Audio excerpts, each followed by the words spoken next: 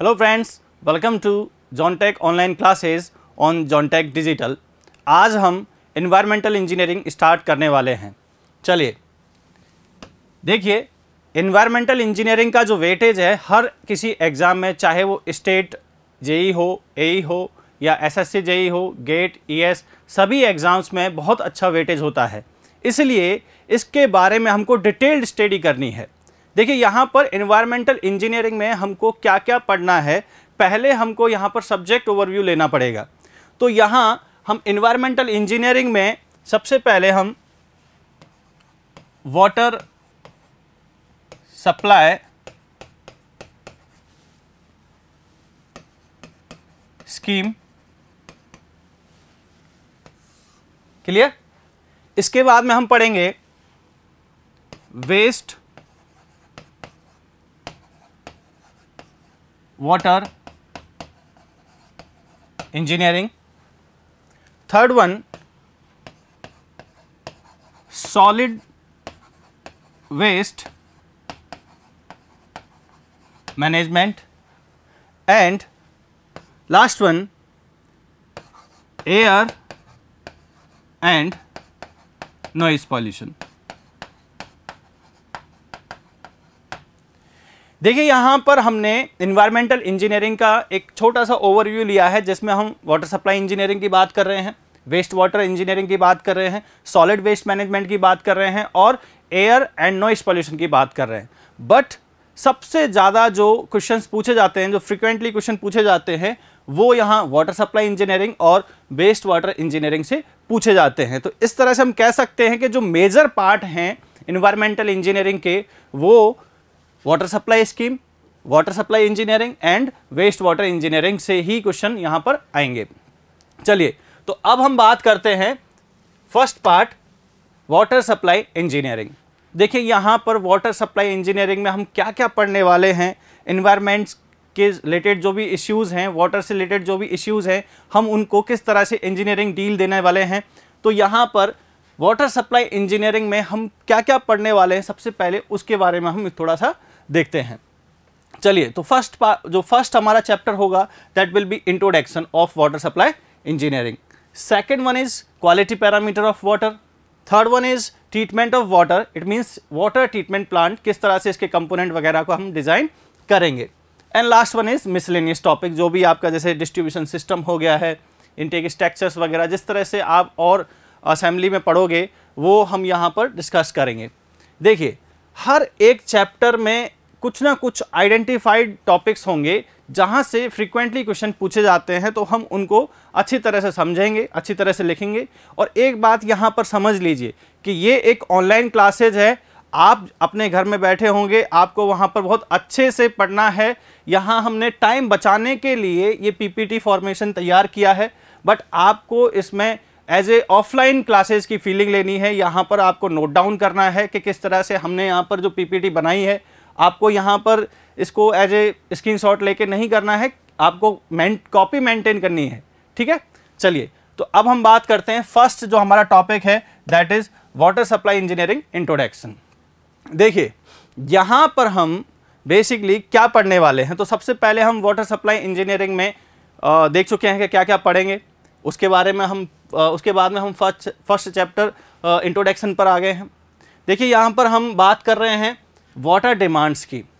देखिए, हमने यहाँ पर कुछ पॉइंट उठाए हैं, जैसे वाटर डिमांड है, पॉपुलेशन फोरकास्टिंग है, डिफरेंट सोर्सेज हैं। तो सबसे पहले हम एक छोटा सा ओवरव्यू देखते हैं कि किस तरह से एक वाटर सप्लाई स्कीम काम करती है। देखिए, दिस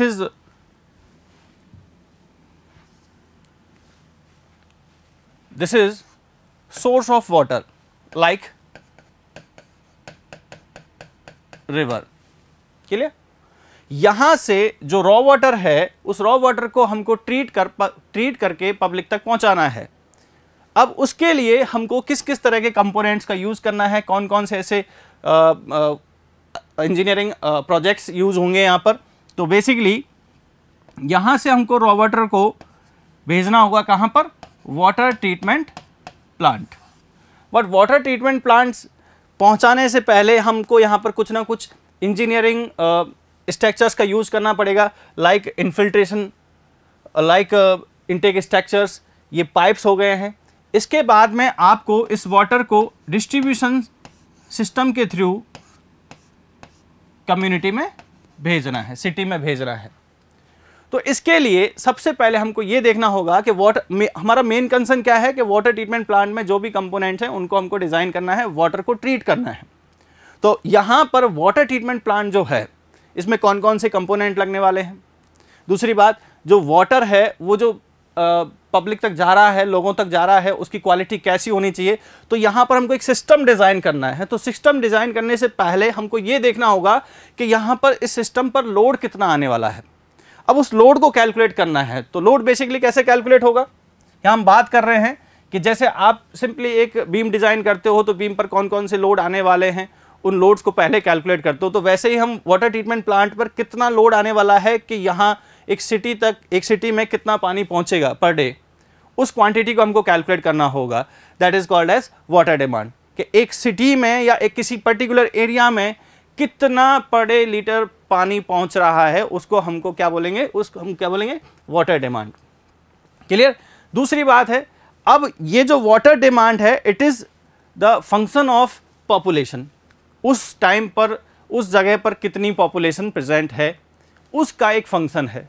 तो बेसिकली हमको ये भी तय करना होगा कि पॉपुलेशन कितनी है। दूसरी बात, जो भी इस स्कीम में जो भी हमारे कंपोनेंट्स हैं उनको जब हम डिज़ाइन करेंगे तो हमको ये देखना होगा कि भाई ये जो स्कीम के जो कंपोनेंट्स हैं क्या ये केवल कुछ दिन के लिए ही इस कम्युनिटी को सर्व करेंगे, इस एरिया को सर्व करेंगे, या फिर ऐसा होगा कि कुछ आने वाले कुछ सालों तक या बहुत सालों तक इनको सर्विस देंगे। तो बेसिकली यहाँ पर हर एक कंपोनेंट का क्या होगा, डिज़ाइन पीरियड होगा। उस डिज़ाइन पीरियड के बारे में हम आगे बात करेंगे, बट अभी आपके लिए एक टर्म है कि डिज़ाइन पीरियड होगा। अब डिज़ाइन पीरियड क्या होगा कि एक्चुअली अगर हम कोई कंपोनेंट की बात करते हैं, for example water treatment plant में कई सारी यूनिट्स यहाँ पर बनेंगी, उनकी जो डिज़ाइन पीरियड होता है वो दैट इज़ 15 ईयर्स, 15 साल के लिए हम उसको डिज़ाइन करते हैं। तो मान के चलिए आज किसी सिटी की पॉपुलेशन जो है, late this is 2 lakh, clear, 2 lakh है। अब अगर आपने किसी सिचुएशन में यहाँ पर वाटर ट्रीटमेंट प्लांट को डिज़ाइन किया है 2 लाख पॉपुलेशन के लिए, प्रेजेंट पॉपुलेशन के अकॉर्डिंग, बट फ्यूचर में आपको भी पता है दैट इज़ आपको भी पता है कि ये पॉपुलेशन इंक्रीज होगी। क्यों? क्योंकि यहाँ पर हमारा इंडिया की अगर हम बात करें that it is developing country, और यहाँ पर पॉपुलेशन की जो रेट है वो इंक्रीजिंग ऑर्डर की है, तो पॉपुलेशन ऑब्वियसली क्या होगी, बढ़ेगी।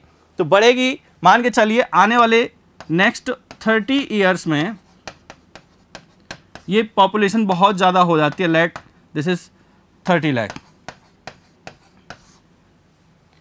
तब ये सिस्टम हमारा यूजफुल रहेगा या नहीं रहेगा? तो इसमें जो आंसर आएगा, this system is not valid for 30 lakh people.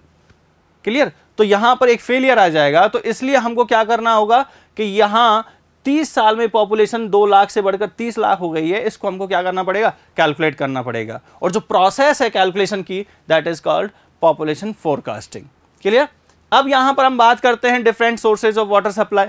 तो वाटर ट्रीटमेंट प्लांट तक जो पानी पहुंचेगा, हमारा रॉ वाटर पहुंचेगा, उसके डिफरेंट सोर्सेज हो सकते हैं, लाइक रिवर हो गया है, लेक हो गया है, पॉन्ड हो गया है, अंडरग्राउंड सोर्सेज हो गए हैं। इस तरह से तो उन सोर्सेज की भी बात करेंगे। एंड इनटेक अरेंजमेंट्स, यहाँ पर सोर्स से वाटर ट्रीटमेंट प्लांट तक जब हमको पानी को पहुँचाना है तो उसके लिए कुछ इनटेक अरेंजमेंट्स भी हमको यहाँ पर करने पड़ेंगे, तो उनके बारे में भी हम यहाँ पर डिस्कस करेंगे। सो this is the overview of first chapter. तो चलिए हम पहले पॉइंट की तरफ चलते हैं, वाटर डिमांड। देखिए वाटर डिमांड क्या होता है, थोड़ा सा अभी ओवरव्यू देखा हमने, बट बेसिकली अब हम बात करेंगे completely on water demand.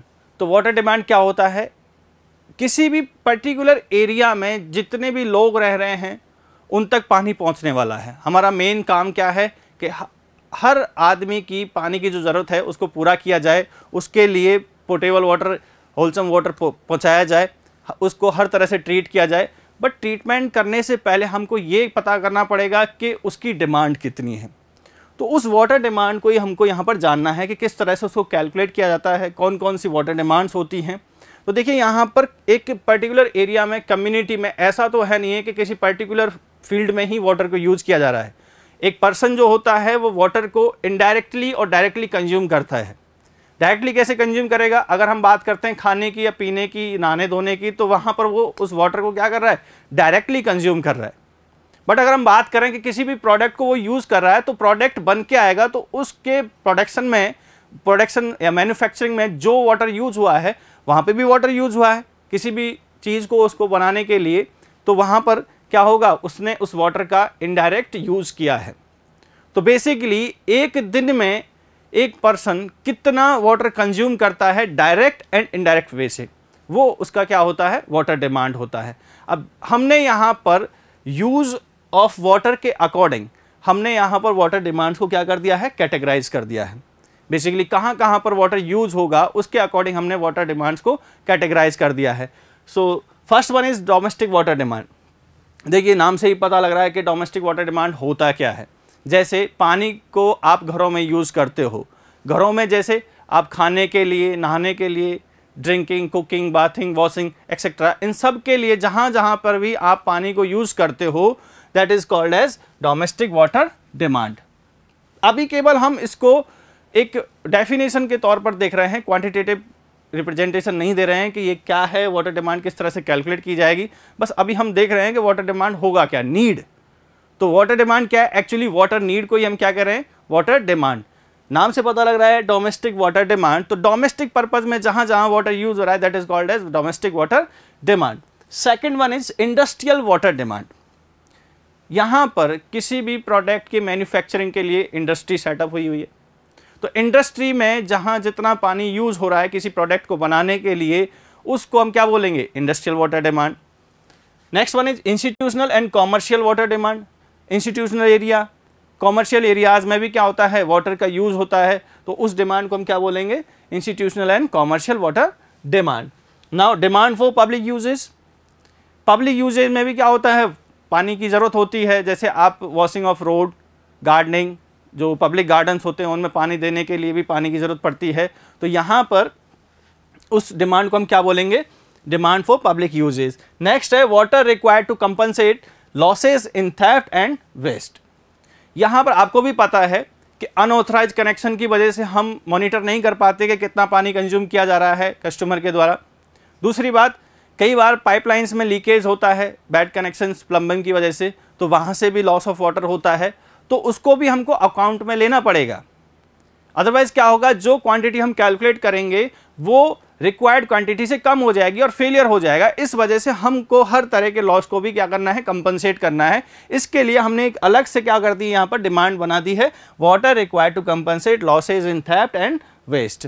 And last one is fire demand. देखिए फायर डिमांड का जो अमाउंट होता है बहुत ही कम होता है, बट ये हमारे पास हमेशा अवेलेबल होनी चाहिए। इसका रीज़न है कि फायर क्या कर सकता है? बहुत ही जन और धन की हानि कर सकता है। तो इसलिए जब कभी भी ऐसी सिचुएशन जनरेट हो किसी पर्टिकुलर एरिया में, तो वहाँ पर बहुत जल्दी से इस तरह का पानी या फायर डिमांड हमारे पास अवेलेबल होनी चाहिए। चलिए ये एक ब्रीफ इंट्रोडक्शन था, अब हम इनके बारे में डिटेल इंट्रोडक्शन पढ़ते हैं या डिटेल में आगे स्टडी करते हैं। चलिए नाउ, तो domestic water demand as per definition, ये जो पीपीटी चल रही है यहाँ पर, आपको इसको पॉज करके जितना भी हम यहाँ नोट्स लिखे हुए हैं आपको उसको कॉपी में नोट डाउन करना है। आपको ऑफलाइन क्लासेज की यहाँ पर फीलिंग लेनी है। चलिए तो यहाँ हम बात करते हैं डोमेस्टिक वाटर डिमांड की।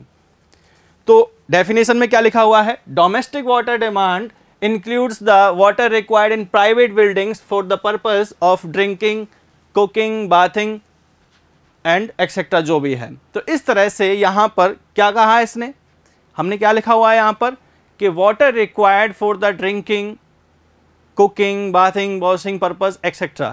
इन सब में जहाँ पर भी पानी यूज़ हो रहा है उसको हम क्या बोल रहे हैं? Domestic water demand. देखिए डेफिनेशन से कोई क्वेश्चन आपसे नहीं पूछा जाएगा। क्वेश्चन जो हैं वो स्टैंडर्ड से पूछे जाते हैं, जो डेटाबेस क्वेश्चन है वो बहुत पूछे जाते हैं। किसी भी एग्जाम की बात करें, चाहे एसएससी की बात कर लो, चाहे किसी स्टेट या स्टेट के जूनियर इंजीनियर या असिस्टेंट इंजीनियर की बात कर लो, वहाँ पर डेटाबेस क्वेश्चन बहुत पूछे जाते हैं। इसलिए आपको याद रखना है हमेशा जितनी भी यहाँ पर वाटर डिमांड आएंगी उन सब की कुछ ना कुछ पर्टिकुलर वैल्यू होगी और वो आपको बहुत ही अच्छे से याद रखना है। तो चलिए, as per the IS code, domestic water demand lies between 135 to 225 LPCD. It is the most important value. इसको आपको क्या करना है, स्टार करना है, याद रखना है। 135 से 225 LPCD। अब यहां पर एक पॉइंट आया है LPCD। What is LPCD? Litre per capita per day. अभी केवल इस टर्म को हम सुनेंगे, आगे इसके हम डिस्कस भी करेंगे, कि ये होता है क्या है। यहां पर जो वाटर डिमांड है उसको रिप्रेजेंट करने का क्या है, ये एक यूनिट है, litre per capita per day. कितना है एज पर IS कोड, कितनी रेंज रखी है, 135 से 225। चलिए नेक्स्ट है, as per IS code the minimum domestic water demand under ordinary condition that is ordinary condition for a town with full flushing system should be taken as 200 LPCD। देखिए यहां पर हमने जो ये पॉइंट है ये क्या डिनोट कर रहा है, यहां पर हमने जो कम्युनिटी है, जो एरिया है, उसको हमने दो ग्रुप में डिवाइड कर दिया। पहला है HIG या UIG और दूसरा है LIG। LIG एंड HIG और UIG। देखिए यहां पर इनका मतलब क्या होता है, कम्युनिटी को हमने दो ग्रुप में डिवाइड कर दिया है, एक होता है LIG, एक होता है HIG। LIG का मतलब होता है, LIG का मतलब होता है लो इनकम ग्रुप एंड HIG का मतलब होता है हायर इनकम ग्रुप।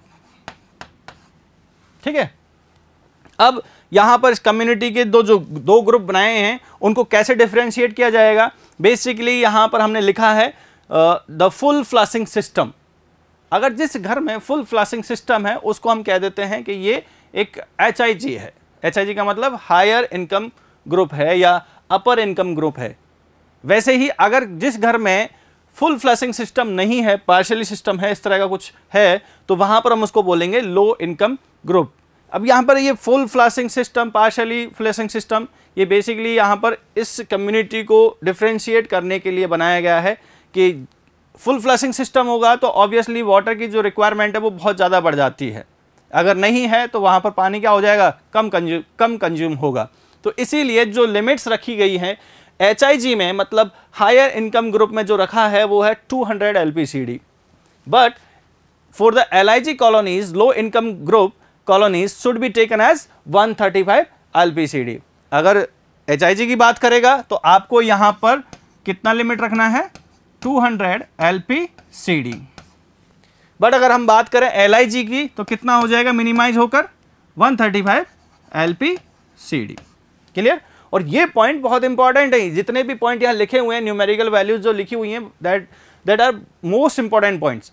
ये आपसे फ्रीक्वेंटली क्वेश्चन पूछे जाएंगे एग्जाम्स में, बार बार आप देखोगे कि यही क्वेश्चन पूछे जाते हैं, कोई भी डेफिनेशन आपसे नहीं पूछेगा।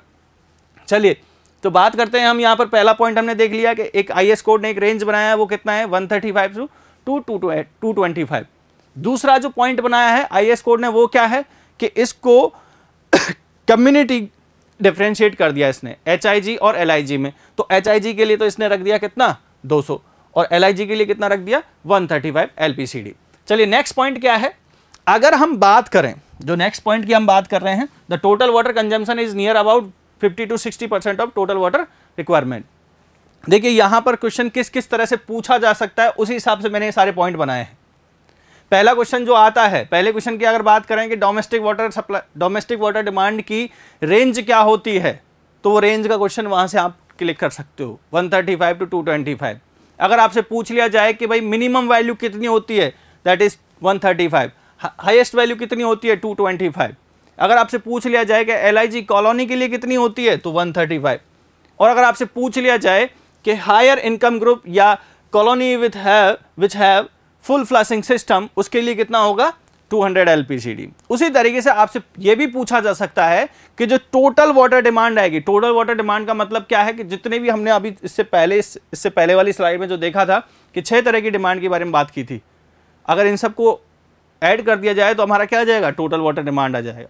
उसी तरीके से यहाँ पर हम बात करें कि डोमेस्टिक वाटर डिमांड का कितना पार्ट होता है टोटल वाटर डिमांड में, तो बेसिकली इसने क्या कह दिया कि 50 से 60% जो होगा वो किसका होगा, डोमेस्टिक वाटर डिमांड का। So it is all about domestic water demand. चलिए नेक्स्ट, इंडस्ट्रियल वाटर डिमांड। जैसा कि मैंने पहले बताया था कि इंडस्ट्रीज में जो वाटर यूज होगा उसको हम क्या बोल देंगे, इंडस्ट्रियल वाटर डिमांड। देखिए definition, it expresses the water required for the industrial purpose in a city. Area, कोई भी सिटी, कोई भी कम्युनिटी में जितना भी इंडस्ट्रियल वर्क हो रहा है उसमें कितना वाटर कंज्यूम हो रहा है उसको हम क्या बोल देंगे, इंडस्ट्रियल वाटर डिमांड। इसमें जो IS कोड है उसने क्या लिमिटेशंस रखी हैं, क्या स्टैंडर्ड्स रखे हैं, उनके बारे में बात करते हैं। चलिए, तो देखिए यहाँ पर हम जिस तरह से हमने कम्युनिटी को डिफरेंशिएट किया था LIG और HIG में, वैसे हमने अब सिटी को क्या कर दिया है, सिटी को भी हमने 2 पार्ट्स में डिवाइड कर दिया है, एक हायर इंडस्ट्रियल सिटी और दूसरी क्या हो जाएगी, लोअर इंडस्ट्रियल सिटी या नॉर्मल इंडस्ट्रियल सिटी। तो हायर इंडस्ट्रियल सिटी जब होगी तो बेसिकली उसमें वाटर कंजम्पशन भी क्या होगा, बहुत ज़्यादा होगा। तो यहाँ पर for higher industrial cities the demand may be computed to be as 450 LPCD, 450 for higher industrial cities के लिए। whereas for normal industrial cities the demand may be computed to be 50 LPCD। तो हायर के लिए 450 और lower industrial city के लिए या normal industrial city के लिए ये वैल्यू कितनी हो जाएगी, 50 LPCD। देखिए इसमें एक पॉइंट है, इंपॉर्टेंट पॉइंट है, आपको लिखना है ये पॉइंट। क्वेश्चन इस तरह से पूछा जा सकता है कि भाई इसकी लिमिट कितनी होती है, तो हम बोल देंगे 50 से 450। दूसरी बात ये भी पूछ सकता है इंडिविजुअली के हायर इंडस्ट्रियल सिटी के लिए कितनी वैल्यू होती है, लोअर इंडस्ट्रियल सिटी के लिए कितनी वैल्यू होती है, इस तरह से भी पूछा जा सकता है। एक पॉइंट ये भी है, वैल्यू नहीं पूछेगा क्योंकि हर एक अलग अलग तरह के प्रोडक्ट को बनाने के लिए अलग अलग वाटर डिमांड होती है इंडस्ट्री की, बट उन सब में सबसे ज़्यादा जो होती है वो होती है पेपर इंडस्ट्री में। तो आपको लिखना है the industrial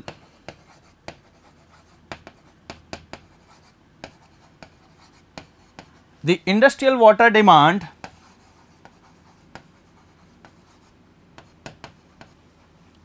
is highest in paper industries as compared to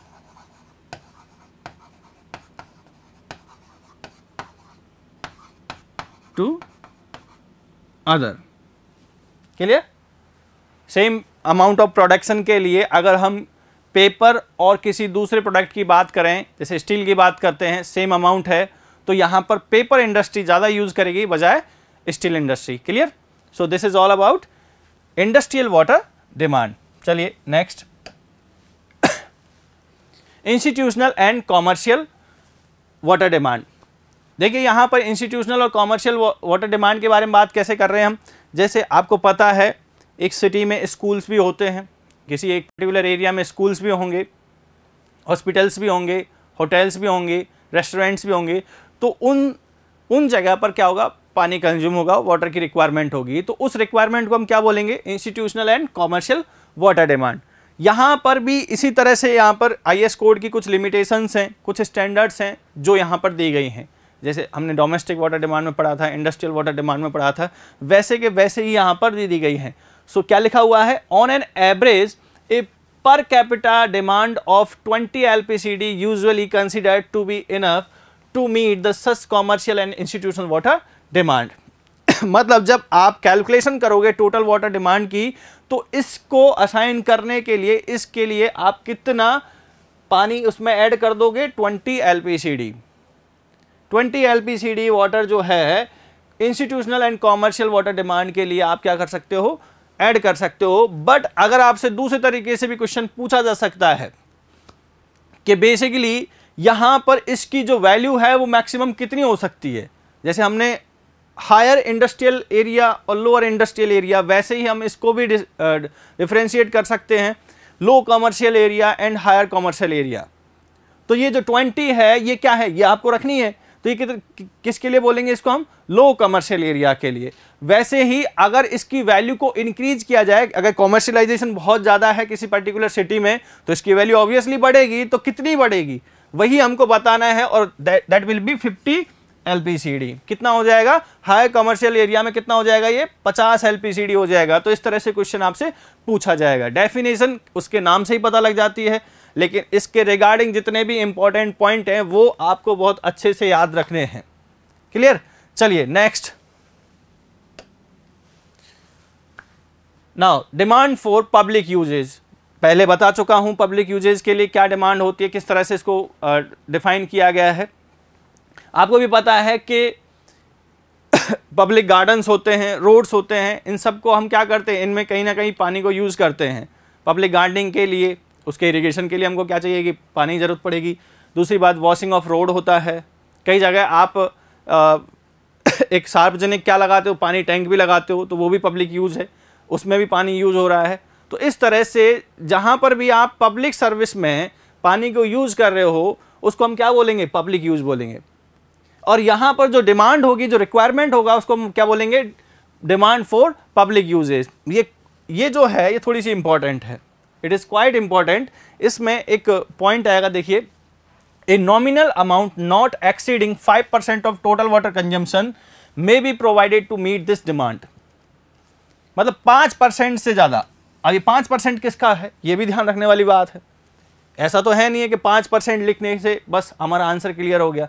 domestic water demand का तो नहीं है ना 5%, इसलिए आपको ध्यान रखना पड़ेगा 5% of total water consumption, 5%, but इससे ज़्यादा नहीं, नॉट ग्रेटर देन 5%, इससे ज़्यादा नहीं ऐड करेंगे।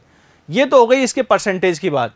जब आप कैलकुलेशन करोगे तो टोटल का 5% आप इसमें ऐड कर सकते हो, बस, इससे ज़्यादा नहीं इसके लिए। बट अगर हम बात करें एक फिगर की, तो यहाँ पर कितना LPCD ऐड कर सकते हैं, 10 LPCD। तो public demand for public uses को कन्वे करने के लिए कितना ऐड करना है, not greater than 5% of total water consumption and 10 LPCD। अब यहाँ पर क्वेश्चन कैसे पूछा जाएगा, जैसे आपके सामने यहाँ लिखा हुआ है कि भाई डिमांड फॉर पब्लिक यूजेज के लिए कितना वाटर रिक्वायरमेंट होता है। अगर इस तरह से फिगर में है तो 10 LPCD will be correct answer. और अगर इस तरह से परसेंटेज में दे रखा है या मैक्सिमम परसेंटेज पूछा है, what will be the maximum percentage for the demand of public uses, तो उसका आंसर कितना हो जाएगा, 5%। चलिए next one, what are required to compensate losses in theft and waste. जैसे बताया आपको, अनऑथराइज कनेक्शन की वजह से पानी की चोरी होती है, बैड प्लम्बिंग कनेक्शंस की वजह से, लीकेज की वजह से पानी वेस्ट होता है। तो इन सब को भी आपको क्या करना पड़ेगा, कंसीडरेशन में लेना होगा। बहुत इंपॉर्टेंट है, कंसीडरेशन में लेना होगा। अब दूसरी बात क्या है कि किस तरह से इसके लिए हमने फिगर रखे हैं, बहुत इंपॉर्टेंट है ये, क्योंकि ये पूछा गया है कई बार। तो इसकी एक बार डेफिनेशन देखो, this includes the water lost in leakage due to bad plumbing work, stolen water due to unauthorised connection and other losses. जो भी और जो लॉसेज हैं जहाँ पे पानी फैल रहा है या वेस्ट हो रहा है, उस तरह से सबको कंसीडर किया गया है। Next point, it is important point, clear. In the best managed water works this account में however we high as 15% of total water consumption. जैसे अभी थोड़ी देर पहले हमने पढ़ा था ना पब्लिक यूजेज, उसमें हम 5% से ज़्यादा ऐड नहीं कर सकते, मतलब उसकी हाईएस्ट वैल्यू कितनी हो गई, 5%। अगर आपको कैलकुलेशन करनी है तो 5% के कॉरस्पॉन्डिंग आप कैलकुलेट कर सकते हो। वैसे ही यहाँ पर हम 15% से ज़्यादा आगे नहीं बढ़ सकते, may be high as 15% of total water consumption. और अगर हम बात करते हैं कि भाई परसेंटेज हमको नहीं कैलकुलेट करना, हमको डायरेक्ट फिगर ऐड करना है, तो वो फिगर कितना होगा, मैक्सिमम 55 LPCD। बहुत इंपॉर्टेंट है, कई बार पूछा भी गया है कि 55 LPCD होता है water required to compensate losses in theft and waste. Clear? चलिए फायर डिमांड, लास्ट वन। देखिए फायर डिमांड में बहुत छोटे छोटे न्यूमेरिकल्स एम्पेरिकल फॉर्मूले हैं, उन पर न्यूमेरिकल आ जाते हैं। एम्पेरिकल फॉर्मूले भी पूछ लिया जाता है कई बार, क्योंकि उनकी कुछ स्पेशल एम्पेरिकल फॉर्मूले की कुछ स्पेशल क्या होती है, कैरेक्टरिस्टिक होती है कि कौन कौन सी, मतलब जो भी इसमें पैरामीटर यूज़ कर रहे हैं उनकी यूनिट्स क्या हैं। क्लियर? तो बेसिकली फायर डिमांड क्या होगा कि जहाँ पर भी आग लग गई है, ऐसा कोई फायर हजार्ड्स हुआ है, तो उसको ओवरकम करने के लिए हमको पानी की जरूरत पड़ेगी। तो कितना पानी रिक्वायर्ड है at the time, that is called as fire demand. Clear? तो यहाँ पर ऐसा नहीं है कि हमेशा ऐसा कुछ होगा, बट जब भी होगा तो उससे नुकसान होने के चांसेस बहुत ज़्यादा होंगे। तो इस वजह से उस प्रॉब्लम को हमको पहले से ही क्या करना पड़ता है, काउंटर करना पड़ता है। तो उसके लिए हमको एक परमानेंट स्टोरेज बनाना पड़ेगा, और उस परमानेंट स्टोरेज में क्या होगा, आपका फायर डिमांड होगा। उस फायर के लिए क्या रहेगा, एडवांस में ही हमारे पास पानी रहेगा, तो उसको हमने बोल दिया है fire demand. As per the definition the quantity of water required to extinguish fire is not very large, बहुत ज़्यादा नहीं होता है, बट जनरली क्या करते हैं, हम इसको रखते हैं, इसको हम हमेशा हमारी सुपीरियरिटी के लिए इसमें हमको ऐड करके रखना पड़ता है। ये जो पॉइंट लिखा हुआ है, ये पॉइंट भी काफ़ी अच्छा है। अगर आपसे फॉर्मूला नहीं पूछे और केवल एक अमाउंट पूछ ले कि भाई जनरली कितना ऐड करते हैं, तो इसका आंसर होगा 1 LPCD। Generally it is taken as 1 LPCD during computation of total water consumption या total water demand. Fire demand can be calculated on the basis of empirical formulae. Empirical फॉर्मूले के according हम क्या कर सकते हैं, इसको कैलकुलेट कर सकते हैं। यहाँ पर कुछ एम्पेरिकल फॉर्मूले हैं, ये आपको नोट डाउन करने और याद भी करने हैं। कुछ कन्फ्यूजन भी होता है, जैसे यहाँ पर कुचलिंग फॉर्मूला है। First one is Kuichling formula 3182 under root p. और देखिए हमने ये फॉर्मूला लिखा Q is equal to Q, where Q is equal to discharge. Q क्या है यहाँ पर, discharge. And as per Kuichling formula Q is equal to 3182 under root P। अब आप पूछोगे सर ये तो बता दो कि Q डिस्चार्ज है तो इसकी यूनिट क्या है, P जो है ये P क्या है।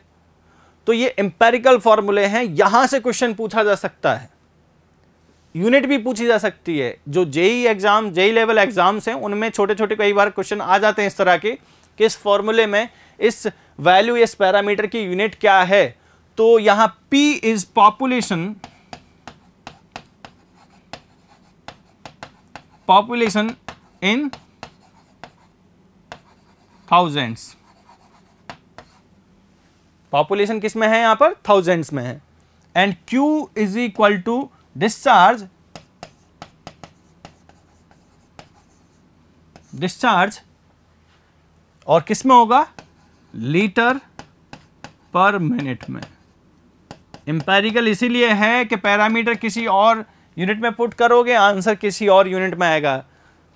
ठीक है, तो यहां पर Q की आपको यूनिट याद रखनी है। Q जो डिस्चार्ज है, फायर डिस्चार्ज जो है, फायर हाइड्रेंट से जो डिस्चार्ज निकलेगा दैट इज Q, और इसकी जो लिमिट होगी लीटर पर मिनट में होगी। सिमिलरली जो आपका P है यहाँ पर, वो क्या है, पॉपुलेशन, उस कम्युनिटी की पॉपुलेशन कितनी है, वो है 1000 में।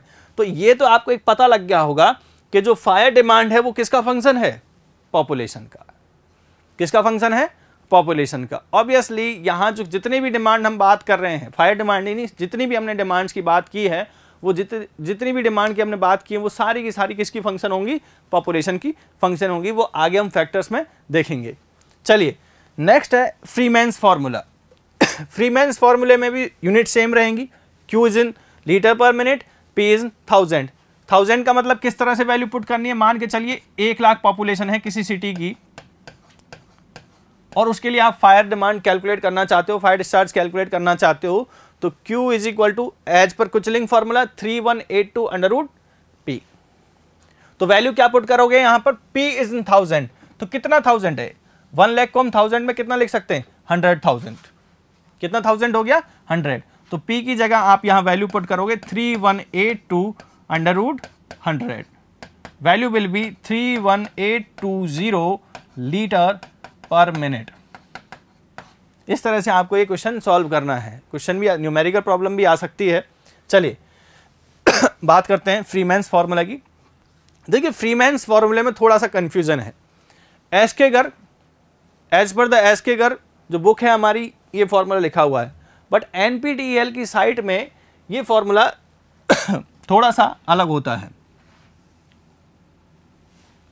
देखिए as per Freeman's Q is equal to discharge is equal to 1136 P/10 plus 10। ये एज पर, अब देखिए कंफ्यूजन होगा तो मुझे पता है कमेंट बॉक्स में ये भी आएगा कि सर हमने Py5 पढ़ा है, हमने Py10 पढ़ा है। तो आपका कंफ्यूजन मैं यहीं क्लियर कर देता हूं पहले ही।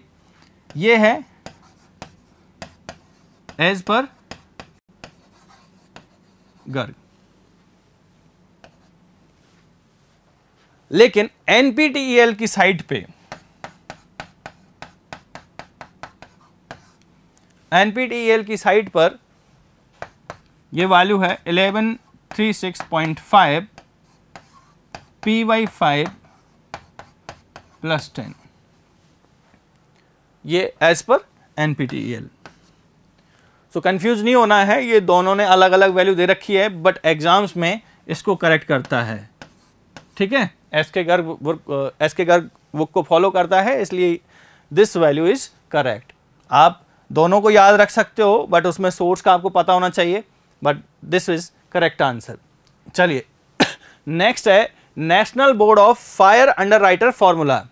ये जो फॉर्मूला है अमेरिकन सोसाइटी ने दिया है, और कितना होता है, Q is equal to 4637 into root p under root 1 minus 0.01 under root p. That is the formula of fire discharge as per NVFU formula, मतलब national board of fire underwrite formula. And last one है Buston's formula. Buston formula क्या कहता है, Q is equal to 5663 under root p. यही लिखा हुआ है, Q is equal to 5663 under root p. और देखिए जितने भी फॉर्मूले हैं यहां पर Q और P की जो यूनिट्स हैं वो सेम रहेगी, P is in thousands and Q is in litre per minute. चलिए नेक्स्ट पॉइंट। देखिए अभी तक हमने वाटर डिमांड्स की बात की है। कौन कौन सी वाटर डिमांड है एक बार फिर से रिकॉल करते हैं, एक बार फिर से रिकॉल कर लेते हैं, लिख लेते हैं। सबसे पहले हमने लिखा था डोमेस्टिक वाटर डिमांड। क्लियर? अभी यहां मत देखिए कि क्या लिखा हुआ है टोटल वाटर डिमांड, आपको रिकॉल करना है कि आपने अब तक क्या पढ़ा है, वाटर डिमांड कौन कौन सी वाटर डिमांड पढ़ी हैं। तो आपने सबसे पहली पढ़ी थी domestic water demand. Next one is कौन सी पढ़ी थी, industrial water demand.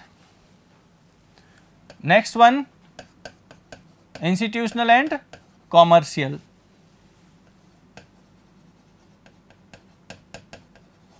Institutional and commercial. Next one public use. Next one to compensate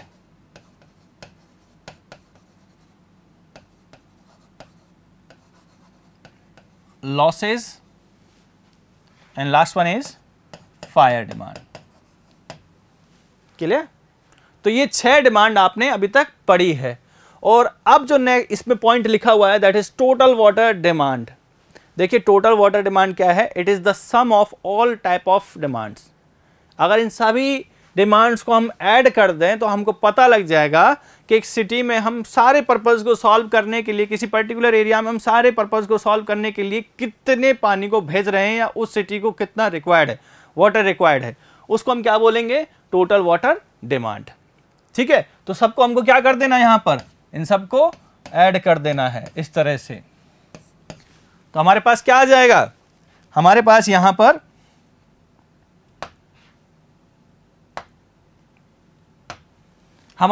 पर टोटल वाटर डिमांड आ जाएगा। अगर हम सारी डिमांड्स को ऐड कर दें तो हमको यहां मिल जाएगा टोटल वाटर डिमांड।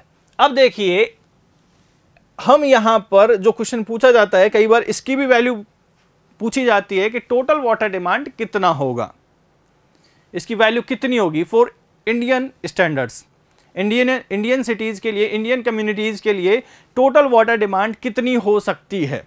तो चलिए सबसे पहले हम बात करेंगे कि इसके लिए डोमेस्टिक वाटर डिमांड कितना होगा। इंडियन कंडीशंस में या इंडियन सिटीज़ के लिए डोमेस्टिक डिमांड को कितना रखना होगा।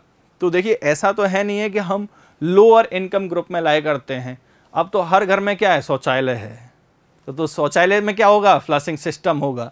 तो इस फ्लशिंग सिस्टम के अकॉर्डिंग हमको यहाँ पर कितना पुट करना होगा,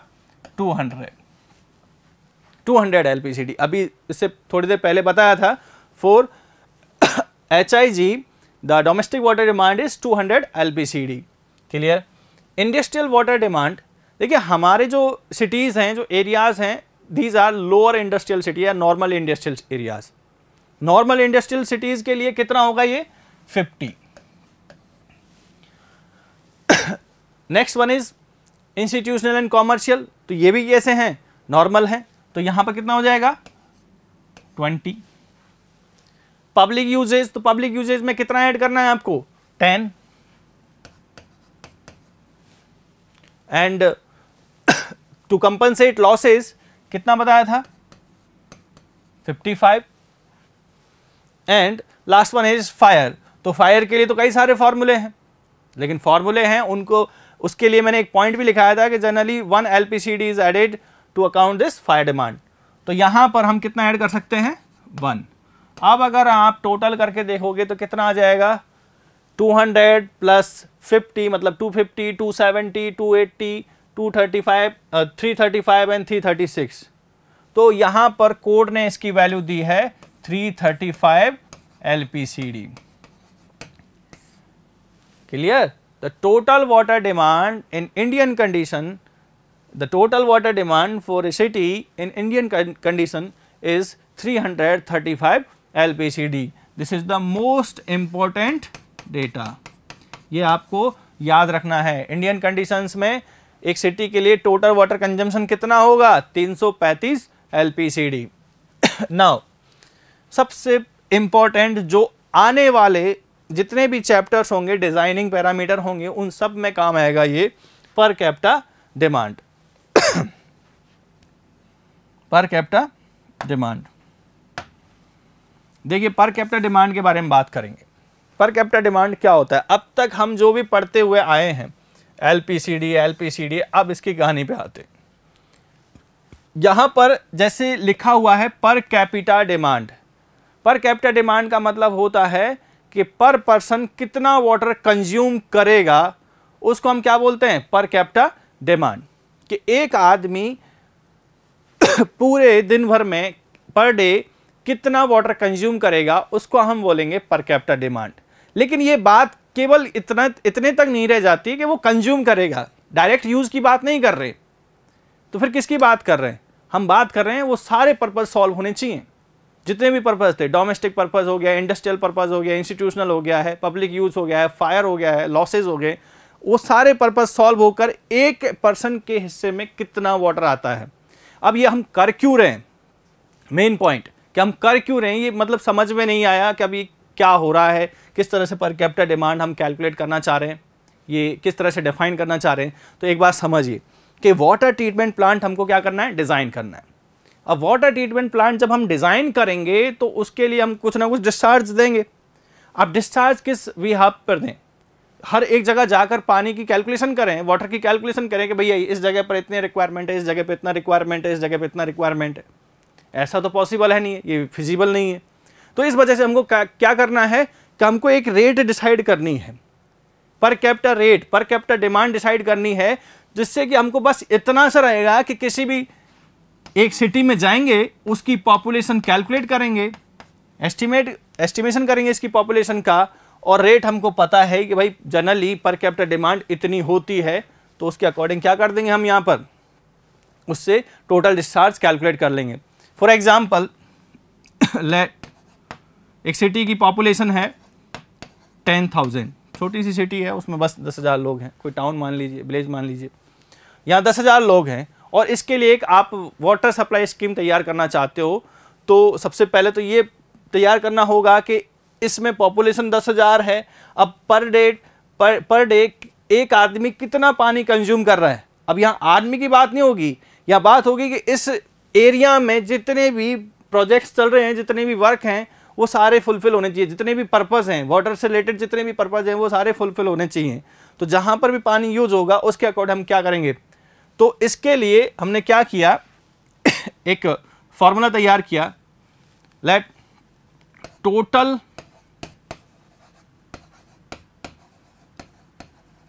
अमाउंट और वॉल्यूम और क्वांटिटी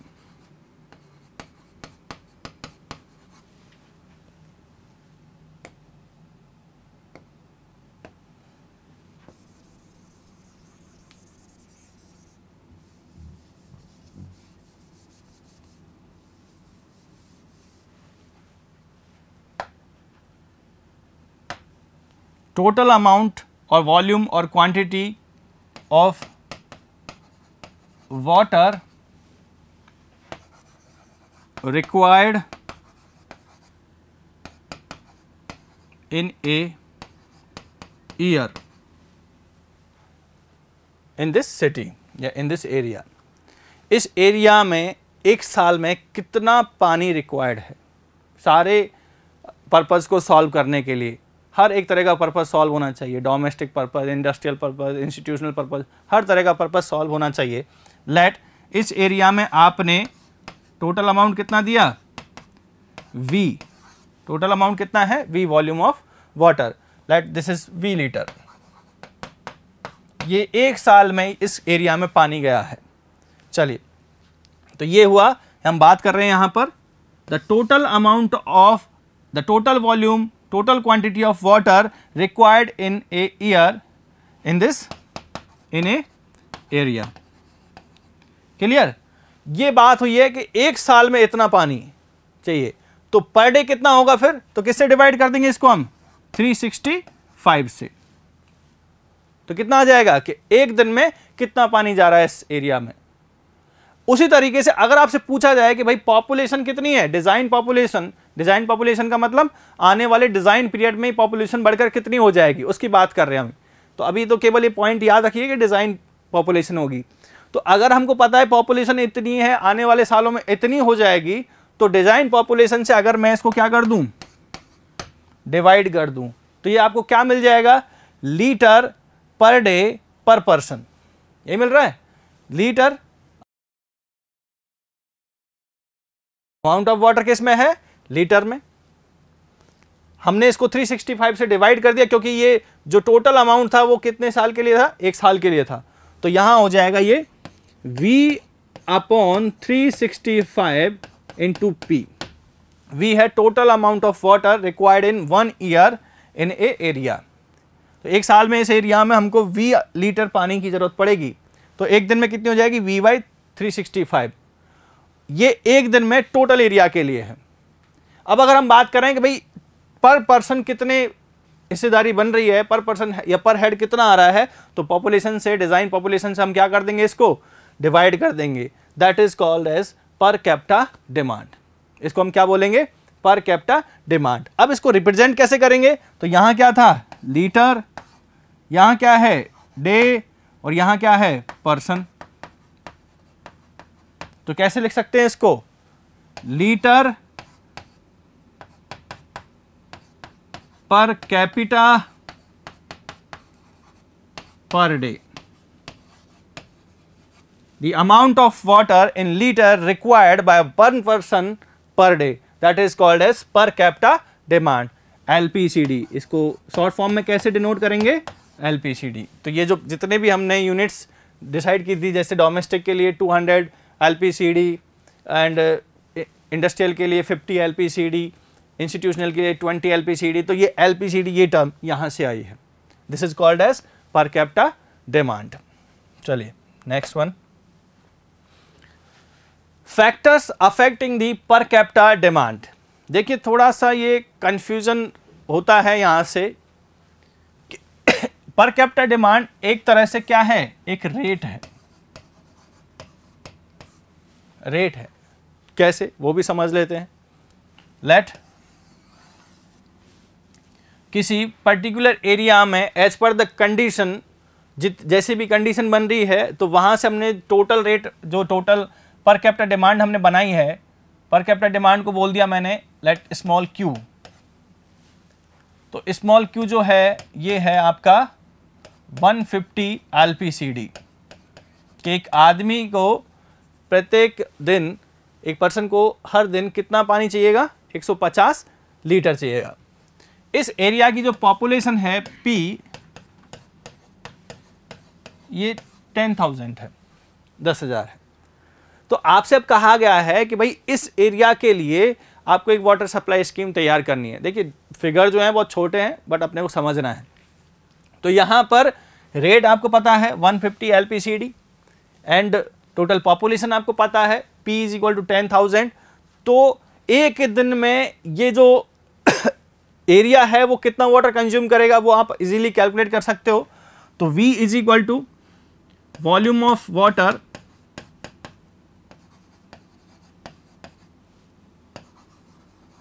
रिक्वायर्ड, और क्या होगा,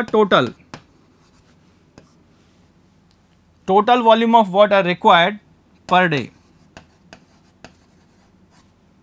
तो क्या करेंगे, केवल इस पर कैपिटा डिमांड 150 लीटर को, लीटर पर कैपिटा को हम किससे मल्टीप्लाई कर देंगे, पॉपुलेशन 10,000।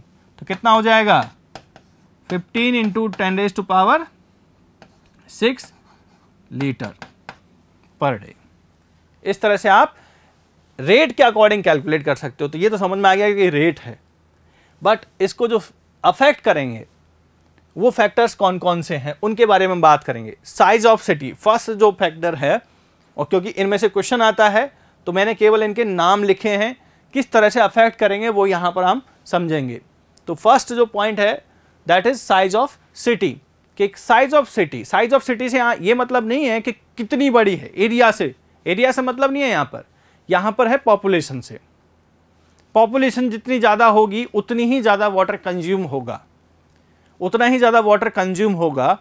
उस तरह से हम कह सकते हैं कि साइज ऑफ द सिटी जब बढ़ेगी तो डिमांड भी क्या होगी, बढ़ेगी। अब फिर आप बोलोगे कि सर डिमांड तो हमने इस एरिया के लिए 150 LPCD per capita 150 litre fix कर दिए, तो ये कैसे अफेक्ट हो रही है। ये क्लासरूम में बहुत लोगों को कई बार मेरे साथ कन्फ्यूज़न होता है।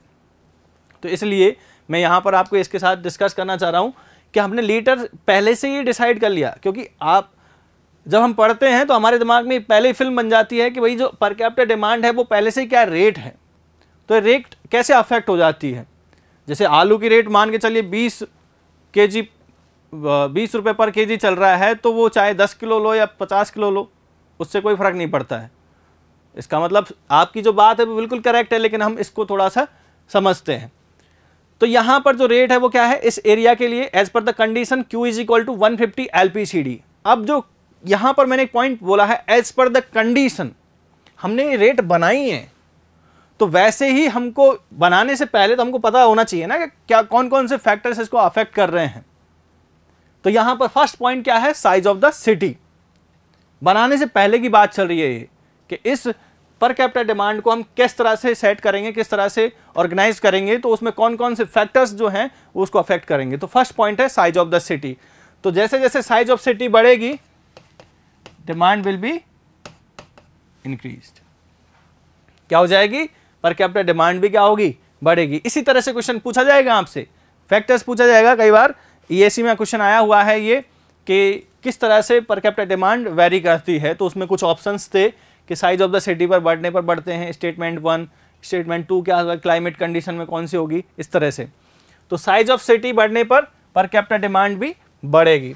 क्लाइमेट कंडीशन, क्लाइमेट कंडीशन का मतलब यहाँ क्या है, hotter climate and colder climate. अगर हॉट क्लाइमेट है, गर्मियों की अगर बात कर रहे हैं, तो हम वाटर को ज़्यादा कंज्यूम करेंगे ऑब्वियसली। उसी तरीके से कोल्ड क्लाइमेट में हम क्या करेंगे, यहाँ पर वाटर को कम कंज्यूम करेंगे, तो पर कैपिटा डिमांड भी उसमें क्या हो जाएगी, डिक्रीज हो जाएगी। तो इन हॉट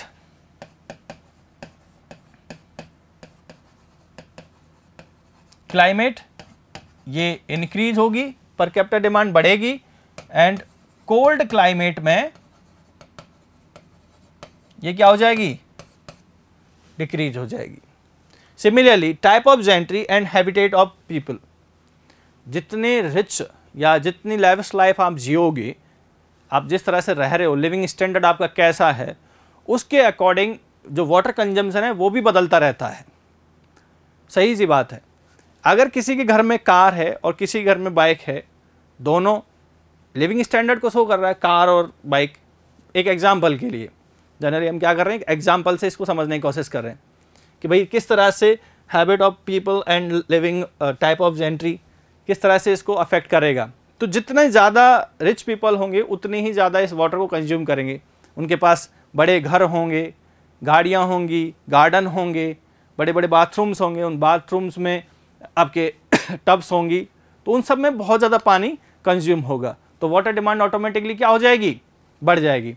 तो टाइप ऑफ जेंट्री और हैबिट ऑफ पीपल के इंक्रीज होने पर, मतलब लाइवलीहुड बढ़ने पर, मतलब स्टैंडर्ड बढ़ने पर, लिविंग स्टैंडर्ड बढ़ने पर ये डिमांड भी क्या हो जाती है, बढ़ जाती है।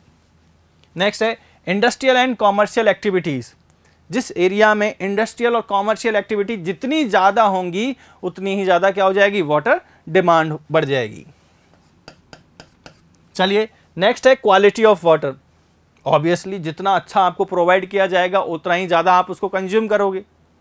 अगर आपसे बोल दिया जाए कि भाई क्वालिटी ऑफ वाटर बहुत बेकार है, तो आप क्या उसको कंज्यूम करोगे? नहीं, आप उसे कपड़े भी नहीं दोगे, पीने की तो छोड़िए। तो उसी तरीके से कि अगर पोर्टेबल वाटर की, ड्रिंकिंग वाटर की जो क्वालिटी है वो जितनी ज़्यादा इंप्रूव करोगे उसका कंजम्पशन भी उतना ही बढ़ता जाएगा। तो quality of water increases then demand will be increase. Similarly pressure in distribution system. देखिए प्रेशर इन डिस्ट्रीब्यूशन सिस्टम क्या एक्सप्लेन कर रहा है कि सिटीज़ में हाई राइज बिल्डिंग होती हैं। अब अगर आपने डिस्ट्रीब्यूशन सिस्टम में प्रेशर ही नहीं है तो कुछ स्टोरीज तक ही पानी चढ़ पाएगा, लेकिन बहुत ज़्यादा प्रेशर है, मतलब प्रेशर को आपने इंक्रीज कर दिया है, तो वाटर भी क्या हो जाएगा, अपर स्टोरीज तक पहुंचने लग जाएगा, ज़्यादा लोगों तक पहुंचने लग जाएगा, कंजम्पशन बढ़ने लग जाएगा, कंज्यूमर बढ़ने लग जाएगा, तो डिमांड भी क्या हो जाएगी, उसकी बढ़ जाएगी। तो यहाँ पर प्रेशर इन डिस्ट्रीब्यूशन सिस्टम अगर बढ़ रही है तो बेसिकली डिमांड भी क्या होगी, बढ़ेगी। सिमिलरली नेक्स्ट पॉइंट पे चलते हैं, सीवरेज फैसिलिटी। जितनी ज़्यादा अच्छी सीवरेज फैसिलिटी होंगी उतनी ही ज़्यादा वाटर कंजम्पशन भी बढ़ता चला जाएगा। सेम। तो अभी तक ऐसा कोई भी फैक्टर नहीं आया कि जिसके बढ़ने से जो वाटर डिमांड है वो कम हो रही है। तो ज़्यादा कुछ याद करने की ज़रूरत नहीं है, बस आपको समझना है, बस आपको ये पॉइंट लिखने हैं और इस तरह से आपको कुछ लिख लेना है। नेक्स्ट है सिस्टम ऑफ सप्लाई। देखिए सप्लाई भी दो तरह की होती है, एक कंटिन्यूस फ्लो सप्लाई होती है, एक इंटरमिटेंट फ्लो सप्लाई होती है। कंटिन्यूस फ्लो सप्लाई का मतलब है कि जो पानी आ रहा है डिस्ट्रीब्यूशन सिस्टम से वो 24/7 आ रहा है, लगातार आ रहा है। और एक है इंटरमिटेंट फ्लो कि एक पर्टिकुलर टाइम में ही क्या होगा, सप्लाई आएगा, वाटर की सप्लाई होगी वो एक पर्टिकुलर टाइम में ही होगी। तो देखिए दोनों को डिफरेंशिएट कीजिए और दोनों में कंपैरिजन करके देखिए कि किस सप्लाई सिस्टम में ज़्यादा होगा, किस में कम होगा। तो यहां पर अगर हम बात करें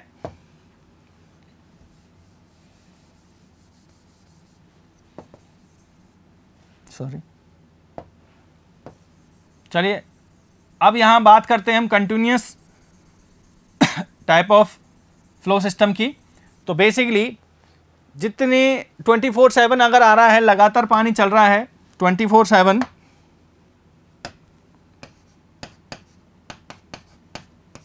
तो वहां पर वेस्टेज ऑफ वाटर बढ़ जाता है कंटिन्यूअस फ्लो सप्लाई में।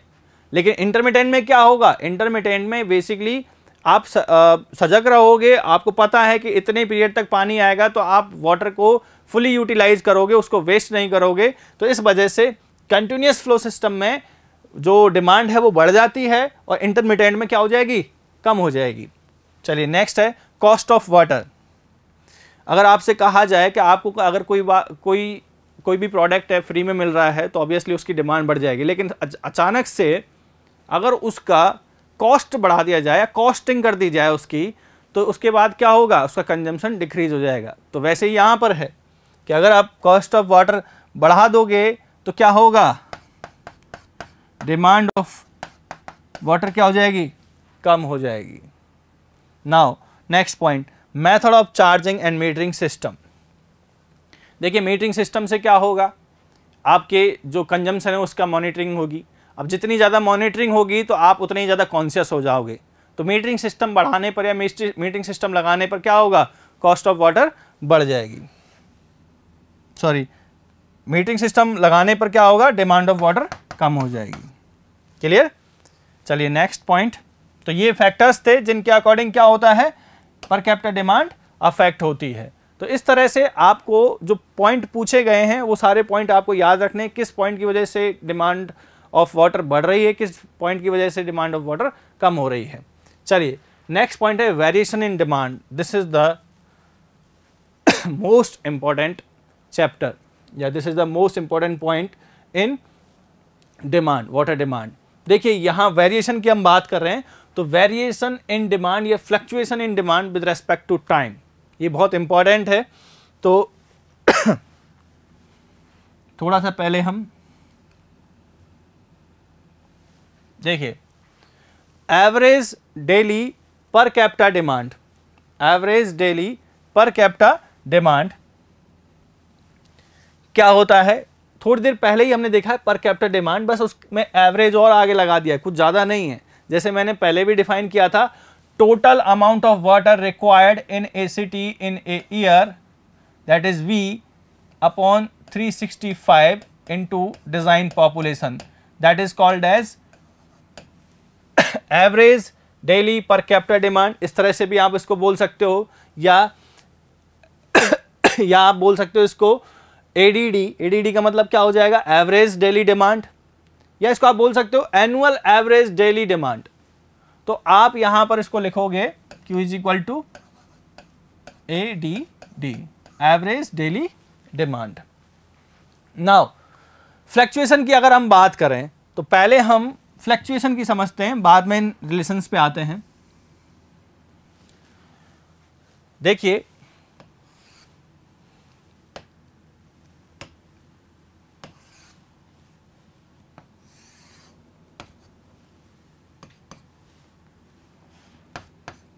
Time and demand, time and demand, demand in litre and time अभी देखते हैं। देखिए जो वेरिएशन है वो किस किस तरह से टाइम के साथ में किस तरह से जो डिमांड है वो वेरी करेगी। सीजनल वेरिएशन होता है, आर्ली वेरिएशन होता है, वीकली वेरिएशन होता है, मंथली वेरिएशन होता है, डेली वेरिएशन होता है। तो इस तरह से अकॉर्डिंग टू टाइम ये जो वाटर डिमांड है क्या करती रहती है, वैरी करती रहती है। तो यहाँ पर अगर मैं आपसे बात करूँ तो फॉर एग्जाम्पल ये 0 से यहाँ से स्टार्ट कर रहे हैं और एक साल के लिए कर्व प्लॉट कर रहे हैं। यहाँ पर जो टाइम है वो डेज में है, क्लियर। तो यहाँ 0 first day, second, third, fourth, fifth, sixth, इस तरह से 365। ये जो डिमांड है ऐसा तो है नहीं है कि किसी पर्टिकुलर डे में 0 हो जाएगा, 0 तो हो नहीं सकता। तो इस तरह से ये कुछ ना कुछ वैरी करती रहेगी, किसी दिन ज़्यादा किसी दिन कम, इस तरह से फ्लक्चुएटेड रहेगी। हर दिन ये क्या होती रहेगी, बदलती रहेगी। तो यहाँ पर आपसे कहा जाएगा कि भाई इसकी मैक्सिमम वैल्यू कितनी होगी।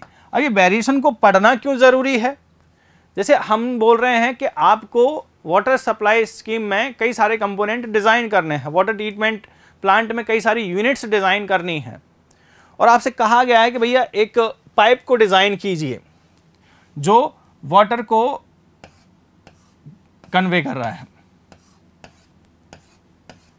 ये डिस्ट्रीब्यूशन सिस्टम है और ये वाटर मेन्स है। तो यहाँ पर इस वाटर मेन्स के थ्रू आप क्या कर रहे हो, डिस्ट्रीब्यूशन मेन्स में वाटर सप्लाई दे रहे हो, और आपसे कहा गया है कि इस पाइप को डिज़ाइन कीजिए। तो डिज़ाइन जो हमें होता है वो हमेशा सेफ और इकोनॉमिकल होता है। पहला कंसर्न होता है कि सेफ रहे, दूसरा इकोनॉमिकल रहे। तो यहाँ पर इस वाटर मेन्स को हमको डिज़ाइन करना है। अब डिज़ाइन कैसे करें, उसके लिए हमको कुछ स्टडी करनी पड़ेगी। तो सबसे पहले देखना होगा कि कितना डिस्चार्ज हम यहाँ जाएगा। भैया डिस्ट्रीब्यूशन सिस्टम कहाँ पर है, सिटी में है, सिटी में सप्लाई दे रहे हैं। तो कितना देना है, जितना टोटल डिमांड थी पर डे की, जितनी भी टोटल डिमांड थी वो बस 1 घंटे में दे के ख़त्म कर दें, ऐसा भी पॉसिबल नहीं है। या फिर ऐसा भी नहीं है कि हमेशा हम इसको कंटिन्यूस एक ही फ्लो पे चलते रहने दें, ऐसा भी पॉसिबल नहीं है। तो देखिए इसमें क्या करना है, वही चीज़ हमको समझनी है। ये हमने पर डे का कुछ ऐसा बना लिया कि हर अलग अलग दिन में जो डिमांड है वो किस तरह से वेरी कर रही है, वो एक रैंडम कर्व हमने बनाया है। अब आप देखोगे कि अगर आपने इसको डिज़ाइन किया एज पर दिस पॉइंट, कि मान के चलिए यहाँ पर कुछ ना कुछ डिस्चार्ज है, late this is Q1, this is Q2, this is Q3, इस तरह से अलग अलग डिस्चार्ज आपको यहाँ दिखाई दे रहे हैं। आपसे कहा गया है इसको डिज़ाइन करना है, पाइप को डिज़ाइन करना है। तो आपने एक जो डिज़ाइनर है उसने सोचा कि मैं Q1 के लिए डिज़ाइन कर देता हूँ, इस दिन के लिए डिज़ाइन कर देता हूँ, होप सो ये सब बढ़िया रहेगा। बट आप जब Q1 के लिए डिज़ाइन करोगे तो जैसे ही डिस्चार्ज हम 6वें दिन पहुँचेंगे ये डिस्चार्ज Q3 हो जाएगा और Q1 is lesser than Q3, Q3 से कम है। जब Q3 से कम है तो इस टाइम पे क्या हो जाएगा, फेलियर हो जाएगा। तो इस तरह से हमको वेरिएशन चेक करना बहुत ज़रूरी हो गया कि भाई कब ये मैक्सिमम होगा। अब मैक्सिमम कितना हो गया, तो यहाँ पर हमको देखना होगा कि थ्रू आउट द ईयर किस दिन या किस टाइम पर ये मैक्सिमम था, that will be the maximum discharge. क्या हो जाएगा ये मैक्सिमम, और किस टाइम के रेस्पेक्ट में देखा है, पर डे के रेस्पेक्ट में देखा है, तो इसको हम क्या बोल सकते हैं, मैक्सिमम डेली डिमांड और डिस्चार्ज और ड्राफ्ट, कुछ भी बोल सकते हैं आप इसको, maximum daily demand, discharge and draft. Clear? इस तरह से आप यहां पर हमने एक पॉइंट फाइंड आउट कर लिया है कि भाई थ्रू आउट द ईयर आपको कर्व की स्टडी करनी है, आपको फ्लक्चुएशन को देखते रहना है, और किस दिन ये मैक्सिमम होगा। आपको 2 पॉइंट याद रखना है इसमें। एक तो आपको याद रखना है कि कौन सा वेरिएशन है, किस टाइम के रेस्पेक्ट में आप इसको देख रहे हैं। तो हम यहाँ पर डे के रेस्पेक्ट में देख रहे हैं कि हर एक दिन किस तरह से इसका वेरिएशन रहा है। तो हमने यहाँ पर देखा कि 6वें दिन ये मैक्सिमम था, तो कितना हो गया, इसको हम क्या बोल देंगे, maximum daily demand, maximum daily discharge, maximum daily draft. Similarly अब अगर आपसे पूछा जाए कि भैया ये बताइए कि थ्रू आउट दिस ईयर, इस साल में ऑन एन एवरेज कितना वाटर डिमांड रहा है डेली का, तो उसके लिए आपको क्या करना पड़ेगा, इसका एवरेज कैलकुलेट करना पड़ेगा। लेट जो एवरेज है, average line is passing through here, यहां से पास हो रही है। आपको भी पता है एवरेज कैसे कैलकुलेट करना होगा, एवरेज कैसे कैलकुलेट किया होगा आपने, ये एवरेज वैसे ही कैलकुलेट किया है कि टोटल डिमांड, टोटल वाटर कितना गया है इस ईयर में, let this is capital V, और डेली का पूछा है एवरेज, टोटल। एवरेज कैसे कैलकुलेट करोगे, average is equal to sum of the all quantities upon number of quantities. तो हर एक दिन में कितना पानी गया है उसका टोटल सम कितना हो जाएगा, कैपिटल V। ये थ्रू आउट द ईयर इस सिटी में पानी गया है। और दूसरी बात, पर डे का पूछा है, 365 से हम इसको क्या कर देंगे, डिवाइड कर देंगे। सो दिस इज द एवरेज, ये एवरेज वैल्यू हमारे पास आ गई है। ये मैक्सिमम है, और ये क्या हो गई, एवरेज, और किसका, कौन सा वेरिएशन था, ये डेली वेरिएशन था। तो average daily demand, average daily demand. और एज पर द गुडरिच एक रिलेशन है इनमें, और वो रिलेशन क्या है, देखिए वो रिलेशन है maximum daily demand is equal to 1.8 into average daily demand. The maximum of daily is 180% of average of its, मतलब इसके एवरेज का 180% है, ये 1.8 टाइम्स है। तो ये जो रिलेशन है ये बहुत इंपॉर्टेंट है, आपको ये याद रखना है, हाईलाइट कर लीजिए, स्टार कर लीजिए, कई बार पूछा गया है, न्यूमेरिकल भी आएंगे।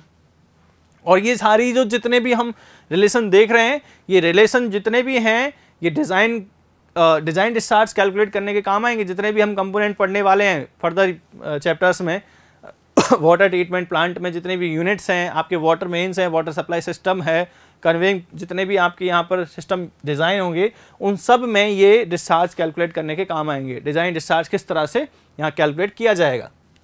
चलिए तो बात करते हैं हम आर्ली वेरिएशन की। देखिए यहाँ पर आर्ली वेरिएशन को जानना क्यों ज़रूरी है, इस फ्लक्चुएशन को जानना क्यों ज़रूरी है, वो देखना है आपको। यहाँ पर है क्या, डिस्चार्ज मतलब demand, and this is time, and time is in are. Start किया हमने 0 आवर से, 0 के बाद 1 AM, इसी तरह से 2, 3, 4, 5, 6, 7, 8, 9, 10, 11, 12, 13, 14 and so on। क्लियर? 24। ये आपको भी पता है कि रात के 12 बजे से 1 बजे, 2 बजे, 3 बजे यहाँ पर जो वाटर का कंजम्पशन है वो बहुत कम हो जाता है। सब लोग सोए हुए होते हैं, उस हिसाब से वहाँ पर कंजम्पशन बहुत कम हो जाता है। हम ये नहीं कहेंगे 0 हो जाता है, कंजम्पशन बहुत कम हो जाता है। तो इस तरह से ये वैरी कर सकता है, कम है अप टू 3 AM हो सकता है कंजम्पशन बहुत कम हो, लेकिन जब मॉर्निंग का टाइम आएगा 4 से लेके अगर हम बात करें 9, 10 तक, तो यहाँ पर ये जो कंजम्पशन है वो रैपिडली इंक्रीज करने लगेगा। फिर ऑफिस गोइंग टाइम होता है, लोगों को जागने का टाइम होता है, तो उस समय में यहाँ पर ये कंजम्पशन मान के चलिए बहुत ज़्यादा बढ़ गया है अप टू 10 AM, और 10 AM के बाद में फिर से क्या होने लग गया है, डिक्रीज होने लग गया है। अब डिक्रीज क्यों होने लग गया है, किस तरह से इसका कंजम्पशन यहाँ पर अब धीरे धीरे कम होने लग गया है। इस तरह से ये मान के चलिए इसका फ्लक्चुएशन आया, शाम को फिर और बढ़ जाएगा आगे चलेंगे तो आपको यहाँ पता है, जैसे हम उस सिटी की बात कर रहे थे, ये हमारा वाटर मेन्स है और ये डिस्ट्रीब्यूशन सिस्टम है, ये एरिया है। तो अब हमको क्या करना है, इस वाटर मेन्स डिस्ट्रीब्यूशन सिस्टम को डिज़ाइन करना है। अब डिस्ट्रीब्यूशन सिस्टम की बात करते हैं। तो डिस्ट्रीब्यूशन सिस्टम को अब किसके लिए डिज़ाइन करें, आपके दिमाग में सबसे पहली बात तो आ रही है कि ये हमने फ्लक्चुएशन देखा, तो मैक्सिमम फ्लो के लिए हम डिज़ाइन करेंगे। बिल्कुल करेक्ट है, मैक्सिमम फ्लो के लिए डिज़ाइन करना होगा। मैक्सिमम फ्लो के लिए क्यों डिज़ाइन करना है, अगर मान के चलिए किसी पीक आवर्स में, पीक आवर्स क्या है अपना, मान के चलिए यहाँ पर 10 AM हो रहा है, 10 AM 9 to 10 AM is peak hours, यहाँ पर सबसे ज़्यादा पानी की ज़रूरत पड़ेगी। तो उस टाइम पे हमको क्या करना होगा, पीक डिस्चार्ज के लिए डिस्ट्रीब्यूशन सिस्टम को डिज़ाइन करना होगा।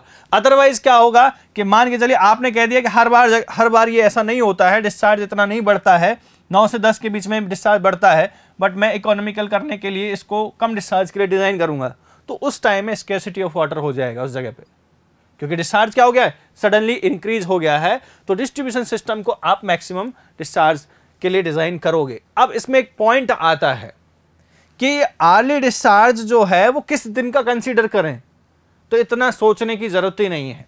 देखिए यहाँ पर इतना सोचने की ज़रूरत ही नहीं है।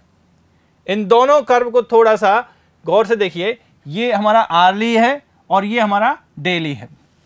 तो डेली और आर्ली में बस यही आपको नोटिस करवाना है कि मैक्सिमम जिस दिन ये डिमांड मैक्सिमम रहा है उसी दिन का हमको क्या करना है, आर्ली वेरिएशन चेक करना है। यहां हमारा जो मैक्सिमम डिस्चार्ज था वो 6th डे पे था, तो 6th डे का ही हमको आर्ली वेरिएशन चेक करना है। तो ये हो गया हमारा hourly variation of maximum day, hourly variation of maximum day. जिस दिन ये डिस्चार्ज मैक्सिमम था, डेली डिस्चार्ज मैक्सिमम था, उस दिन का हमको इसका आर्ली वेरिएशन या आर्ली फ्लक्चुएशन भी चेक करना है। अदरवाइज ये क्या होगा कि मान के चलिए आपने दूसरे दिन के लिए यहाँ पर सेकंड डे के लिए आपने अगर इसको चेक किया, सेकंड डे पे चेक किया और सेकंड डे का ये कर्व बना है, तो जो मैक्सिमम डिस्चार्ज यहाँ पर लाई कर रहा है वही ये होगा, और इसके लिए आपने सिस्टम को डिज़ाइन कर दिया, तो इस फ्लो पे जाके ये फेल हो जाएगा, इस फ्लो पे जाके ये क्या हो जाएगा, फेल हो जाएगा।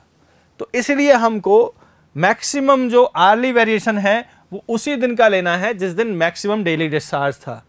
तो इस डिस्चार्ज को इसीलिए हम कह देते हैं क्या, maximum hourly demand of maximum day, और इसको हम बोलेंगे पीक डिमांड। क्या बोलेंगे इसको हम, पीक डिमांड, इसको कहेंगे हम पीक डिमांड। ये बहुत इंपॉर्टेंट है और आगे देखेंगे कि किस तरह से इसको यूज किया जाएगा डिस्ट्रीब्यूशन सिस्टम में। पीक डिमांड के लिए ही डिज़ाइन किया जाएगा, एक उसमें कोइंसिडेंट ड्राफ्ट भी आएगा। तो maximum hourly demand of maximum day, it means peak demand as per Goodrich. यहाँ पर कुछ रिलेशंस हैं, वो रिलेशन यहाँ देखे, जैसे हमने अभी देखा maximum daily demand is equal to 1.8 of its average. Similarly maximum hourly demand of maximum day is equal to 1.5 into average of hourly demand of maximum day, उसी दिन का एवरेज। तो एवरेज कैसे चेक करेंगे, जैसे यहां पर ये फ्लक्चुएटेड कर्व है और अगर आपसे पूछा जाए कि ऑन एन एवरेज यहां पर कितना डिस्चार्ज रहा होगा, तो इस तरह से ये क्या हो जाएगा, इसका average, average are, this is maximum hourly, और दोनों ही मैक्सिमम डे के हैं, तो इसलिए इसको बोल देंगे maximum hourly of maximum day and average hourly of maximum day. तो रिलेशन क्या है था, the maximum hourly demand is equal to 1.5 times of its average. अब देखिए थोड़ा सा यहां पर रिलेशन देखते हैं कि average hourly demand of maximum day कैसे कैलकुलेट करेंगे, कि उस दिन डिमांड कितना था, मैक्सिमम डिमांड कितना था, maximum daily demand, total demand कितना था उस दिन का, वो हम देख लेंगे, और divide by 24, that will be the average of this day. और अगर इसको मैक्सिमम डेली डिमांड को यहां से रिप्लेस कर दें 1.8 times of average daily demand, तो ये रिलेशन कितना हो जाएगा, 1.5 एंड 1.8 इन दोनों को मल्टीप्लाई करेंगे तो क्या हो जाएगा 2.7, and 2.7 into average daily demand divide by 24, अभी रहने दीजिए, बस अभी यहां पर नोटिस कीजिए 2.7 इस फैक्टर पर डिपेंड, इसको नोट कीजिए, 2.7 into average daily demand by 24।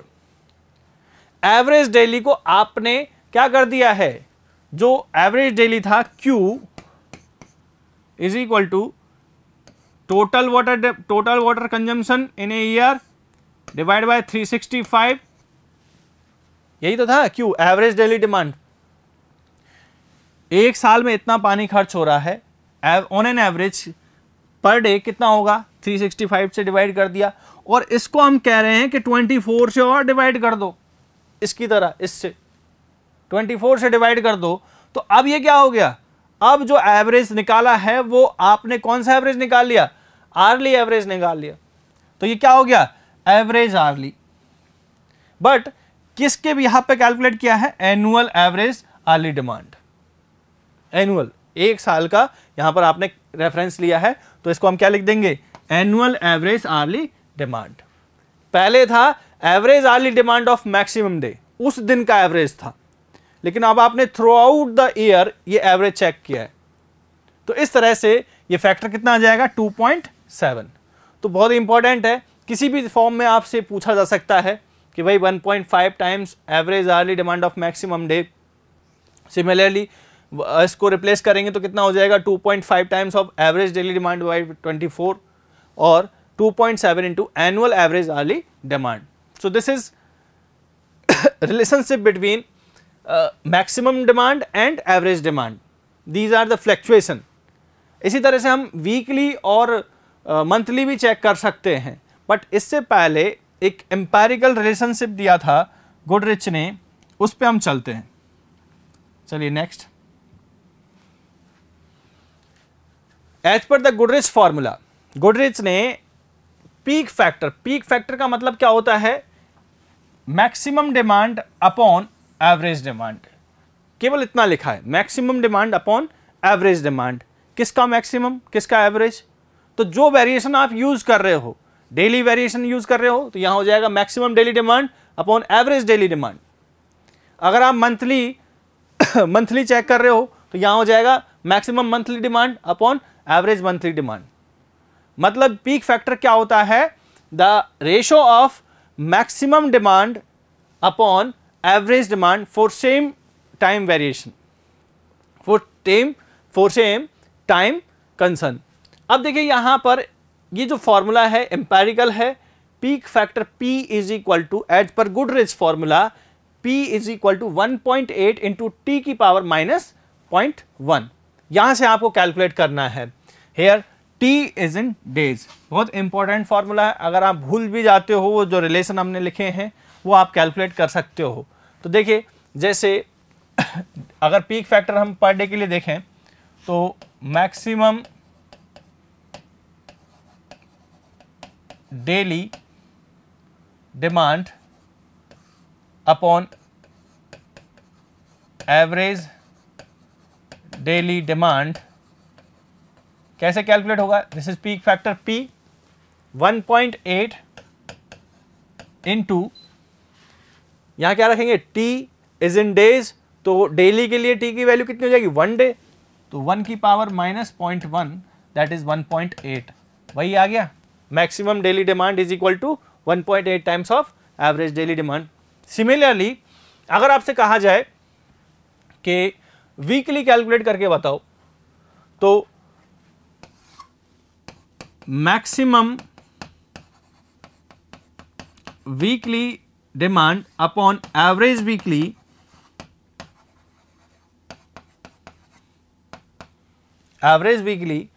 तो इसके अकॉर्डिंग क्या होगा, अब यहां पर जो टाइम है वो 7 डेज है, तो 1.8 इंटू 7 की पावर कितना हो जाएगा माइनस 0.1। तो इसको अगर आप सॉल्व करोगे तो कितना आ जाएगा ये 1.48। सिमिलरली अगर आपसे पूछा जाए maximum monthly upon average monthly 1.8 into 30 the power T की वैल्यू कितनी हो जाएगी यहां पर 30 डेज, माइनस 0.1 सॉल्व करोगे तो ये हो जाएगा यहां पर 1.28। ये फैक्टर्स भी आपको लिखने हैं कि भाई वीकली के लिए, वीकली वेरिएशन के लिए फैक्टर क्या होता है, मंथली वेरिएशन के लिए क्या फैक्टर होता है, पूछ लिया जाता है। बट अगर आपको गुडरिच फॉर्मूला पता है तो आप इजीली इनको सबको कैलकुलेट भी कर सकते हो। चलिए बात करते हैं पीक फैक्टर्स की। As per the government of India peak factor की वैल्यू दी गई है टेबल में। आपको पता है जैसे जो वेरिएशन है, फ्लक्चुएशन है, ये किसकी वजह से है, पॉपुलेशन की वजह से है। जो फैक्टर है वो भी किसकी वजह से, पॉपुलेशन की वजह से। तो peak factor is the function of population. तो उसके लिए कुछ क्राइटेरिया दिया है। अगर पॉपुलेशन 50,000 से कम है तो पीक फैक्टर होगा 3। अगर पॉपुलेशन 50,000 टू 2 लाख है तो पीक फैक्टर होगा 2.5। और अगर 2 लाख से ज़्यादा पॉपुलेशन है किसी एरिया की, किसी सिटी की या टाउन की, तो उसके लिए पीक फैक्टर कितना हो जाएगा 2। क्लियर। अब इंपॉर्टेंट पॉइंट क्या है जो एग्जाम्स में पूछ लिया जाता है, इनमें से भी एग्जाम में पूछा हुआ है, बट जो जिसके आने के चांसेस ज़्यादा होते हैं वो यहां पर देखिए, peak factor is equal to 3 for rural water supply. Rural water supply के लिए, ग्रामीण इलाकों में वाटर सप्लाई के लिए पीक फैक्टर की वैल्यू होती है 3। क्लियर। तो इस तरह से हमने कुछ फ्लक्चुएशंस के बारे में बात की है। अगर हम इस टॉपिक की बात करें, इस पूरे लेक्चर की बात करें, तो केवल और केवल हमने इसने वाटर डिमांड की बात की है। यहाँ पर वाटर डिमांड को किस तरह से डिफाइन किया था, किस तरह से कैटेगराइज किया था, उसके लिए क्या क्या इंडियन स्टैंडर्ड वैल्यूज़ थी, उसके बाद में कौन कौन से फैक्टर इसको अफेक्ट करते हैं, कौन कौन से इसमें टर्मिनोलॉजी यूज़ हुई थी, टोटल वाटर डिमांड क्या होती है, पर कैपिटा वाटर डिमांड क्या होती है, फिर इसके बाद में इसका वेरिएशन देखा है टाइम के साथ में। इस तरह से हमने ये पूरा टॉपिक कवर किया है।